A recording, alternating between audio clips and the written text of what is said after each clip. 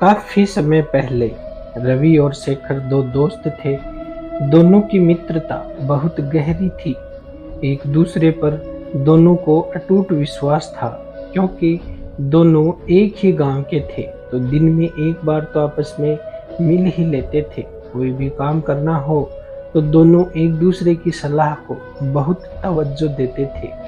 दोनों का रिश्ता ऐसा बन चुका था कि कुछ बातें तो एक दूसरे की बिना कहे ही समझ जाते थे। ऐसे ही समय बीतता है और रवि की शादी हो जाती है। रवि की पत्नी का नाम था सुधा। जैसे ही कुछ समय उसने रवि के यहाँ अर्थात अपने ससुराल में गुजारा तो उसे समझ आ गया कि शेखर और रवि एक दूसरे की बहुत इज्जत करते हैं और रवि के हर फैसले में शेखर की राय अवश्य होती है। क्योंकि अब रवि की शादी हो चुकी थी तो उसके खर्चे बढ़ गए थे। तो उसने तथा शेखर ने सोचा कि साथ में कोई व्यापार शुरू कर लेते हैं। तब दोनों ने पास के शहर में ही एक कपड़े की दुकान खोल ली और खूब मेहनत और लगन से दोनों व्यापार करने लगे। क्योंकि रवि हिसाब किताब रखने में तेज था तथा शेखर लोगों से बातें करने में, तो उन्होंने तय किया कि हिसाब रवि देखेगा और कहाँ से सामान खरीदना है और किस से कितने मूल्य में खरीदना है और ग्राहक को किस मूल्य पर बेचना है, यह शेखर तय करेगा। देखते ही देखते दोनों की मेहनत रंग लाई और अब वे कपड़े के बड़े ही पारखी और जाने माने व्यापारी बन चुके थे। सुधा के एक भाई था राजू, जो कि बहुत ही आवारा और निकम्मा था। दिन भर आवारा लड़कों के साथ घूमना फिरना और शराब पीना उसका रोज का काम था। एक दिन सुधा ने रवि से कहा कि उसके भाई राजू को भी आप अपने पास किसी भी काम पर रख लीजिए। तो रवि ने राजू को अपने साथ काम पर रख लिया और राजू की ईमानदारी की परीक्षा लेने के लिए रवि ने राजू को हिसाब की जिम्मेदारी सौंप दी और खुद शेखर के साथ व्यापार के दूसरे गुर सीखने लगा। उधर आदतानुसार राजू हिसाब में उलटफेर करने लगा और कुछ रुपए अपनी जेब में डालने लगा। क्योंकि रवि का काम भी हिसाब का था तो वह भी राजू से छुपकर हिसाब देखता था। जब तक बात छोटी मोटी हेरा फेरी तक सीमित थी तब तक तो रवि ने किसी से कुछ ना कहा, किंतु धीरे धीरे पानी सर के ऊपर बहने लगा था। अब रवि ने यह समस्या शेखर से बताई। शेखर ने उसे कहा कि राजू तुम्हारी पत्नी का भाई है तो तुम उससे कुछ मत कहना, नहीं तो तुम्हारा रिश्ता चंद रुपयों के लिए खराब हो जाएगा। मैं बात करूंगा राजू से। तो शेखर ने राजू से कहा कि उसने उसके हिसाब में गड़बड़ी पकड़ ली है, तो या तो राजू नुकसान की भरपाई कर दे या फिर वह सारा सच रवि को बता देगा। क्योंकि राजू के पास नुकसान की भरपाई की कोई गुंजाइश नहीं थी। तो उसने नया दाव खेला और सुधा से कहा कि शेखर व्यापार के हिसाब में हेरा फेरी करता है और जब राजू ने उसे पकड़ लिया तो वह धमकी दे रहा है कि सारा दोष राजू पर डाल देगा। जब राजू सुधा को यह सब बता रहा था तो उसे राजू का झूठ पकड़ते देर ना लगी। फिर भी उसने राजू से कहा कि वह शेखर से बात करेगी। फिर जब शाम को रवि घर आया तो सुधा रवि से नजरें नहीं मिला पा रही थी। जैसे तैसे हिम्मत करके सुधा ने राजू के किए की माफी रवि से मांगी और उसने यह भी बताया कि राजू ने तो सारा दोष शेखर के सिर मंड दिया है।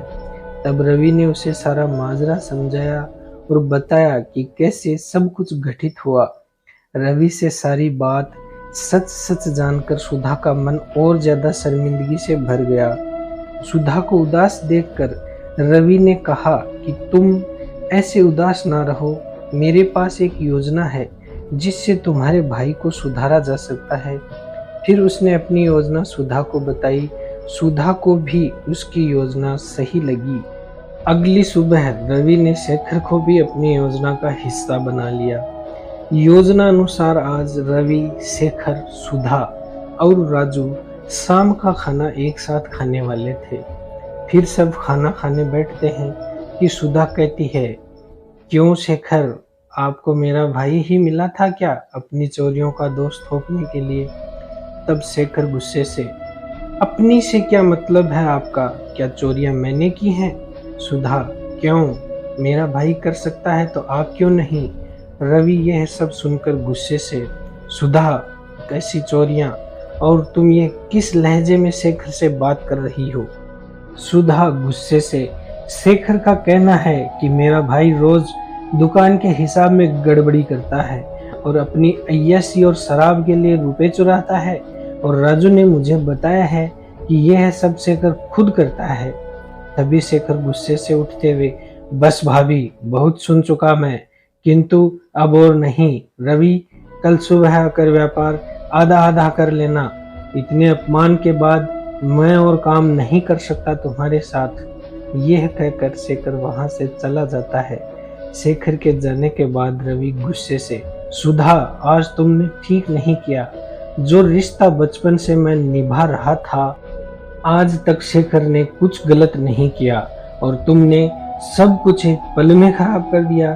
फिर योजना अनुसार रवि गुस्से से सुधा से, आज मेरे भाई का अपमान तुम दोनों ने किया है। अब मेरे घर में तुम्हारे लिए कोई जगह नहीं है। अभी के अभी यहाँ से निकल जाओ।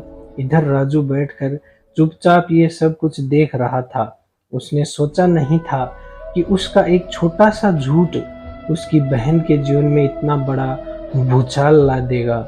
उसने तो बस उद्दंडतावश एक झूठ बोल दिया था, पर एक झूठ यूं सब कुछ बिगाड़ कर रख देगा, उसने सोचा नहीं था। इधर जब रवि ने घर से निकलने को कहा तो सुधा भी रोने लगी। अपनी बहन को रोता देख अब राजू से रहा ना गया और उसने अपनी गलती मान ली और रवि से कहा कि उसकी गलती की सजा उसकी बहन को ना दे।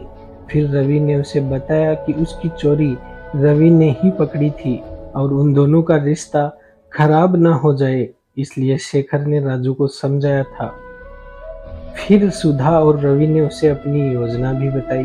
फिर राजू ने शेखर से और सुधा से भी माफी मांगी और अपने सभी गलत कामों को छोड़ने की कसम खाई। इस प्रकार सब खुशी खुशी रहने लगे।